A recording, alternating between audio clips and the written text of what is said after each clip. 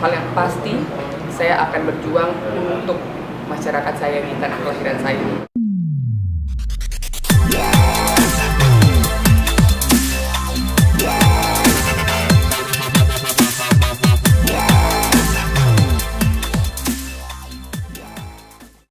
Karena keresahan saya terhadap kesejahteraan masyarakat Indonesia,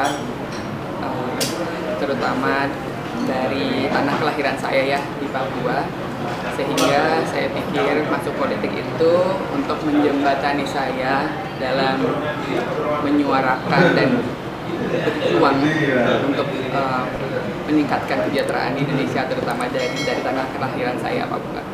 Ada banyak partai di Indonesia, kenapa pilihannya jatuh ke Nasdem? Oke, karena saat saya berkunjung ke Nasdem, saya merasa bahwa tidak adanya gap antara tua dan muda, tidak adanya gap antara anggota baru dan anggota lama, dan tidak adanya gap antara perempuan dan laki-laki. Jadi semua dapat berkolaborasi bersama dalam politik yang riang gembira. Kalau kata Pak Surya Paloh, politik yang sukacita, riang gembira, dan juga karena yang mereka rasa ya dinilai punya kemampuan, mereka sangat dukung sepenuhnya gitu loh. Dan yang terakhir yang buat saya sangat-sangat terkesan dan akhirnya memilih Nasdem, karena perempuan sangat didukung di Nasdem. Jadi saya merasa Nasdem ini sebagai tempat kayak rumah bagi saya untuk pulang. Gitu.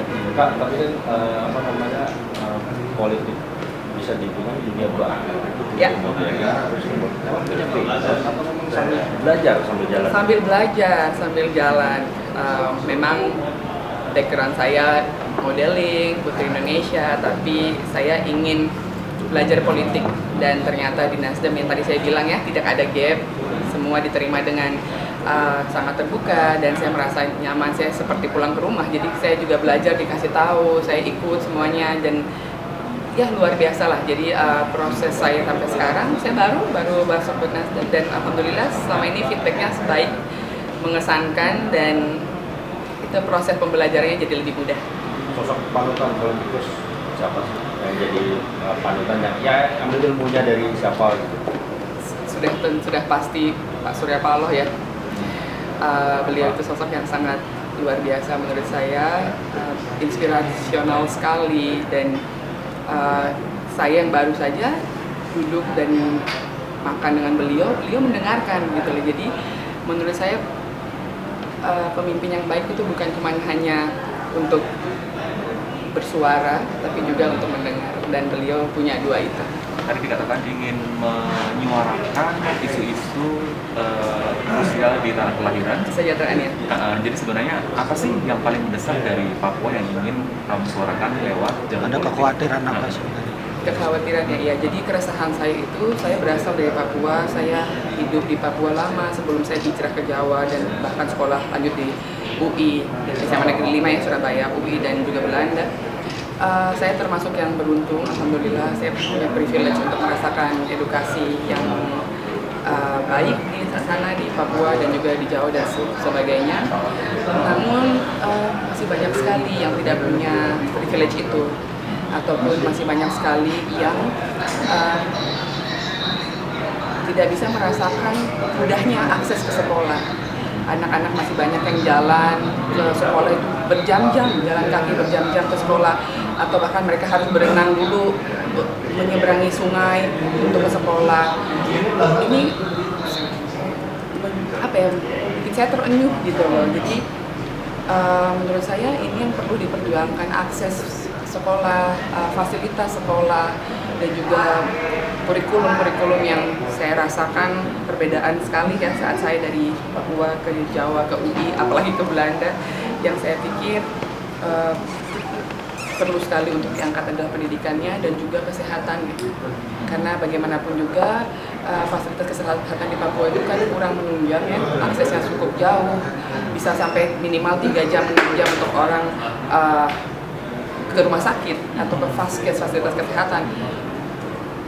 Menurut saya kurang efektif karena sudah sakit, nyebrang dulu pakai perahu nelayan ya. Jadi ini kasihan, jaraknya itu sangat jauh, fasilitasnya tidak ada. Dan kesehatan perlu ditunjang sekali karena anak-anak pun tidak akan baik edukasinya. Maksudnya kalau ke sekolah dalam keadaan sehat kan juga bagus ya. Kalau keadaan kurang sehat kan menurut saya kurang efektif. Jadi dua ini sih Kak yang menurut saya perlu sekali untuk saya perjuangkan supaya adanya keseimbangan, kesetaraan di sana. Setidaknya fasilitas kesehatan mungkin diperbanyak, aksesnya dipermudah, karena tidak semua orang kan seperti orang lainnya mungkin punya walaupun dia tinggal di pulau sebelah tapi dia punya speedboat mungkin kan tidak semua orang punya ini di sana. Lebih banyak punya perahu nelayan itu sih. Ya. Politik dalam ini apa? Pemerintah ada ketimpangan dalam kesenjangan. Karena menurut Kesenjangan di sana. kesenjangan di Indonesia ya, secara keseluruhan kesenjangan di Indonesia itu masih ada. Dan saya dari Papua, saya hidup di orang tua saya di sana, dari kakek nenek saya semua di sana, dan sampai sekarang turun temurun kami di sana, memang masih ada. Cuman memang itu tidak bisa, menurut saya itu tidak bisa langsung untuk terjadi. Memang harus perlahan karena Papua juga sangat luas ya. Perlu waktu dari pemerintah untuk melaksanakan apa yang menjadi impian masyarakat selama ini, dan mungkin dengan adanya orang-orang baru seperti kami, saya dan rekan-rekan, mungkin juga kita bisa lebih untuk menggerakkan itu lebih cepat. Mungkin ada ya pikiran-pikiran baru, orang-orang baru kan pasti punya pikiran baru, pasti punya lebih banyak pikiran, lebih banyak kepala, lebih banyak pikiran, lebih banyak inisiatif ya, saya percaya. Jadi mungkin kita sama-sama semua bisa kolaborasi untuk setidaknya meningkatkan ya, supaya tidak terlalu senjang antara Jawa dan Papua. Berarti dukungan dari keluarga terdekat sendiri seperti apa sih, sama khusus sama orang Papua sendiri, dukungannya seperti apa sudah masuk ke politik? Yes. Untuk masuk politik, alhamdulillah.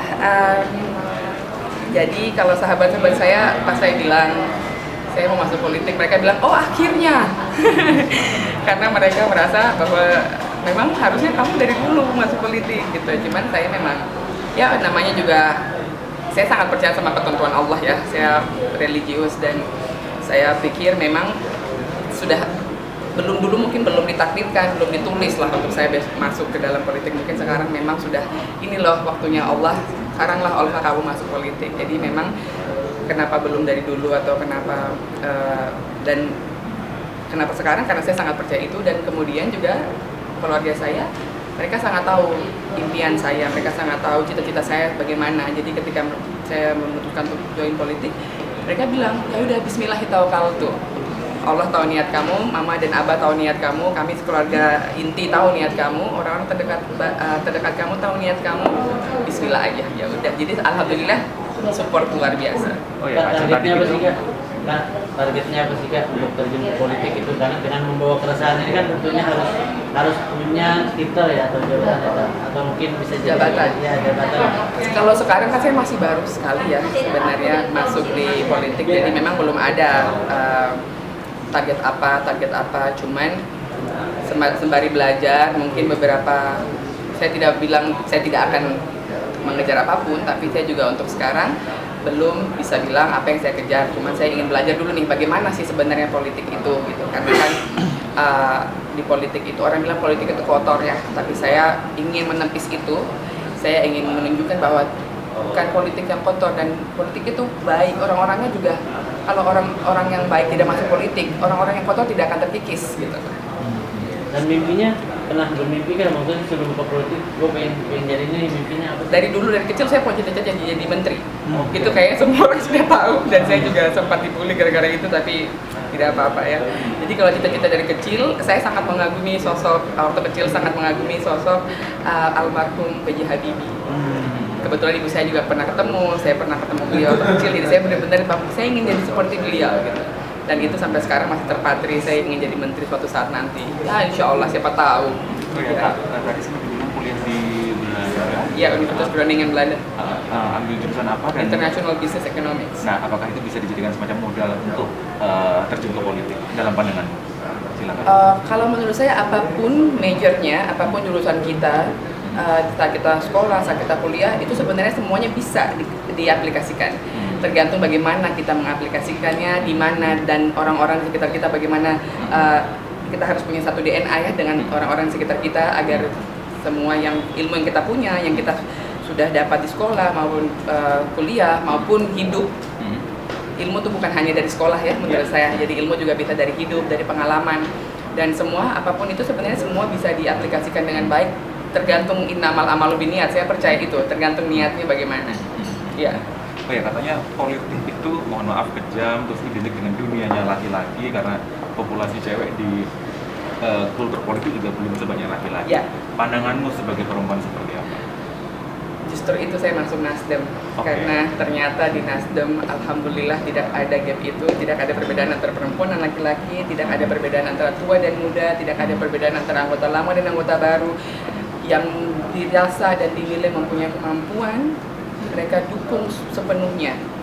Jadi saya rasa Nasdem adalah salah satu partai yang sangat mencerminkan itu ya, bahwa tidak ada gap, dan Nasdem sangat mendorong perempuan. Jadi saya rasa saya sudah tepat sekali masuk di Nasdem, dan alhamdulillah begitulah, jadi jalannya juga dibukakan lah, dan mereka didukung ya, jadi tidak ada gap ya. Artinya siap ya bersaing dengan cowok-cowok di politik? Oh siap lah, insya Allah siap selalu, insya Allah. Semangat. Apalagi kan juga disupport ya, gitu.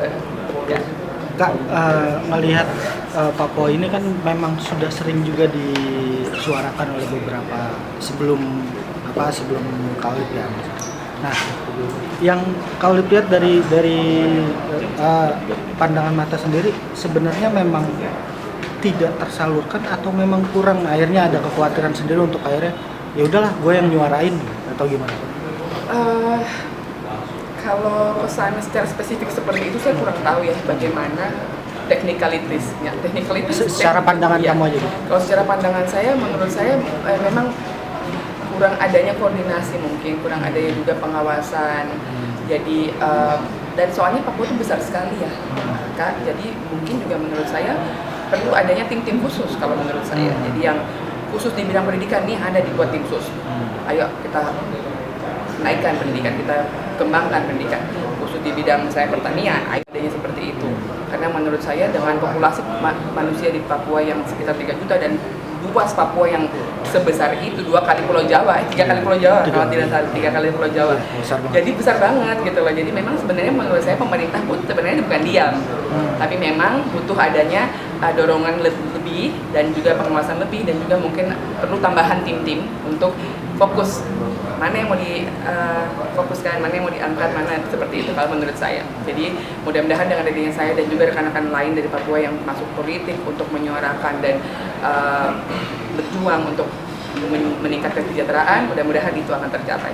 Dan secara sumber daya alam Papua sendiri kan kita udah tahu ya, lebih banyak dieksploitasi oleh asing. Nah, apakah dari lu sendiri kan punya dasar bisnis ekonomik ya, apakah itu akan nanti diaplikasikan? Maksudnya dari sumber dayanya sendiri nanti akan ya kembali ke rakyat? Secara ideal sih pasti semua orang ingin melakukan yang terbaik ya buat rakyatnya. Saya belum bisa bilang apakah saya akan terjun ke langsung kepada sumber daya alamnya di sana untuk kembalikan kepada rakyat. Yang bisa saya bilang, dan satu hal yang pasti, saya akan berjuang untuk masyarakat saya di tanah kelahiran saya, berjuang untuk meningkatkan kesejahteraan di sana. Oke, terima kasih. Terima kasih semuanya.